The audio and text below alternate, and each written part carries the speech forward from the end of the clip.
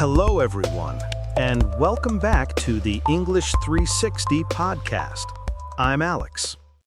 And I'm Mia. It's great to have you with us today. If you're new here, this is the podcast where we make learning English simple, natural, and fun. That's right.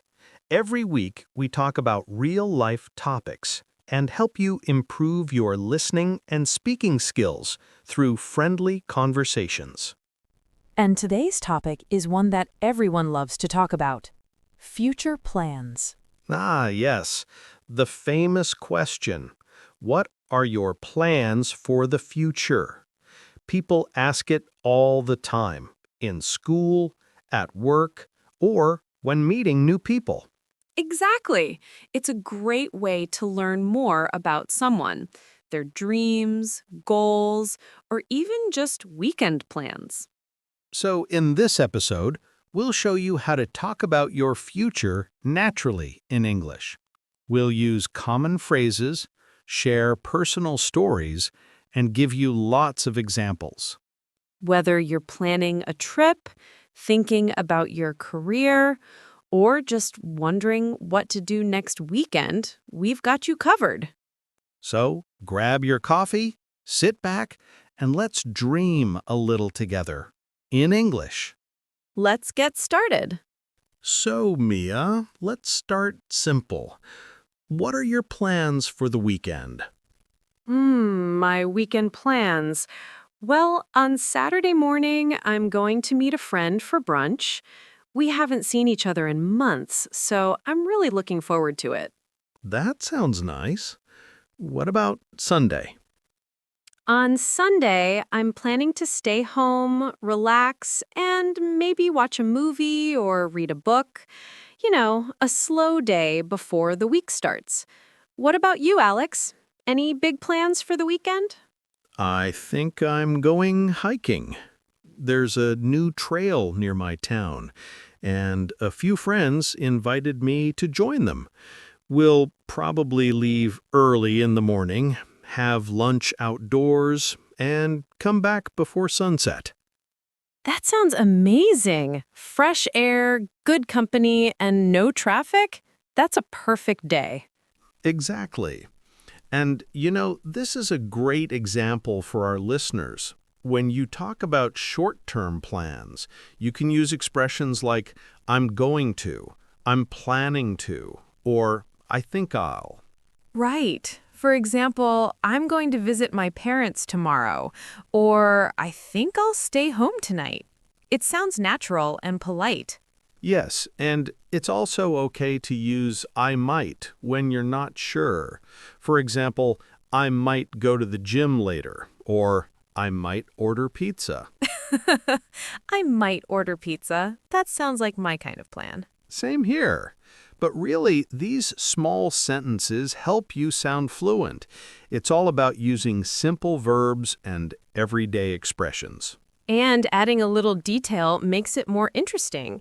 Instead of saying, I'm going out, you can say, I'm going out with friends to a new cafe. That paints a picture. Absolutely. People love hearing small details. They make the conversation feel real. Speaking of real, do you ever make plans that don't happen? Oh, all the time. I make plans to clean my apartment every weekend. And then, well, let's just say it doesn't always happen. I think that happens to everyone. I often say, I'm going to wake up early on Saturday, but I end up sleeping in. That's a universal plan that never works. But even those examples are useful. You can use them in conversation naturally.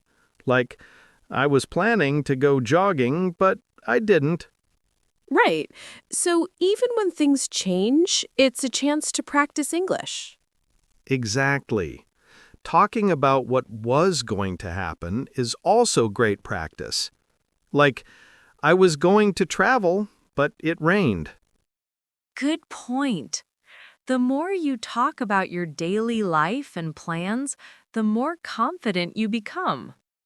So, for our listeners, think about your plans for the next few days. Try saying them out loud in English, or even write them down. Yes! Talk about what you're going to do, what you might do, or even what you hope to do. It's all good practice. Perfect advice, Mia. Now, let's move on and talk about bigger dreams and long-term plans, the kind that really shape our lives.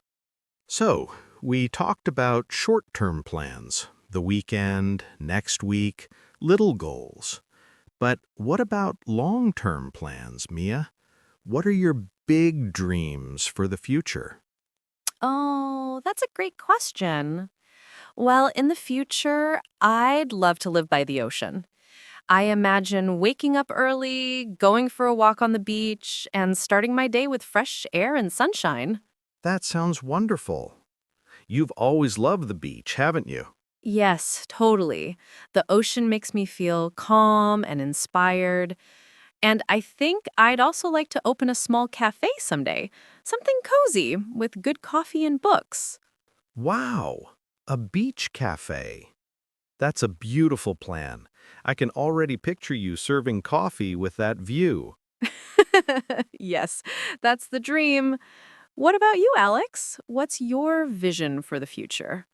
Well, I've always wanted to travel more. I'd like to visit different countries, learn about cultures, and maybe live abroad for a while. That sounds exciting.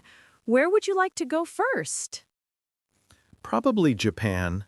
I've always been fascinated by Japanese culture, the mix of tradition and technology. Oh, me too. The food, the architecture, the politeness, everything feels so unique. Exactly. And when I talk about long-term goals, I like using expressions like, I'd like to, I'd love to, or I hope to. They sound natural and polite. Right. So instead of saying, I will travel someday, you can say, I'd love to travel more in the future. It feels softer, more conversational. Yes, and you can also use I plan to when you already have an idea, like I plan to study abroad next year. That's true. And I'm thinking about is another great phrase. For example, I'm thinking about taking a cooking class, or I'm thinking about changing my job. Perfect examples. These phrases make your English sound more fluent and natural. So, Alex, besides travel, do you have any professional goals? Yes, I do. I want to keep improving as a teacher and maybe write a book about learning languages. A book? That's awesome. What kind of book would it be? Probably something about how to stay motivated while learning, tips, stories, things that help people keep going even when it gets hard. That's a fantastic idea. Motivation is key, not just in learning, but in life. Exactly. And what about you? Any career dreams besides your beach cafe? I'd like to keep working with education, too. Maybe start an online course or a language community where people can practice together. That would be great. You're so good at making people feel comfortable when learning. Thank you. And that's something I always tell my students. Talk about your dreams in English. Even if they feel far away, saying them out loud helps you believe in them. I love that. When you express your goals in English, you're not just practicing vocabulary, you're shaping your mindset. Exactly. So, for our listeners, think about your future plans. What do you hope to do in 5 years, in 10? Try to write them down using I'd like to, I plan to, I'm thinking about, or I hope to. Great advice, Mia. And remember, the more you talk about your plans, big or small, the more confident you become. Yes, because every dream begins with words, and practice makes them real. Beautifully said. So, Alex, we've talked about short-term plans, long-term goals, and even our dreams. But let's help our listeners put all this into action. Yes, let's give them something they can do right after listening. Great idea. So, listeners, here's a little exercise. Think about 3 future plans you have. One for next week, one for next year, and one big dream for your life. That's a good challenge. And try to use the phrases we talked about. For example, next week, I'm going to start a new book. Next year, I plan to learn another language. Someday, I'd love to visit Italy. Exactly. And don't worry about being perfect. The goal is to express your ideas naturally, not to memorize grammar rules. Right. And when you talk about the future, it's also nice to share your emotions. Like, I'm excited about starting a new job, or I'm nervous about moving to a new city. Oh, yes. Emotions make your speech sound more real and human. Everyone has hopes, fears, and dreams about the future. Speaking of fears, Mia, do you ever feel nervous about your future plans? Hmm, sometimes, especially when I'm planning something big, like changing careers or moving somewhere new. But I remind myself that every step forward counts. That's such a healthy mindset. I think many people can relate to that. Thank you.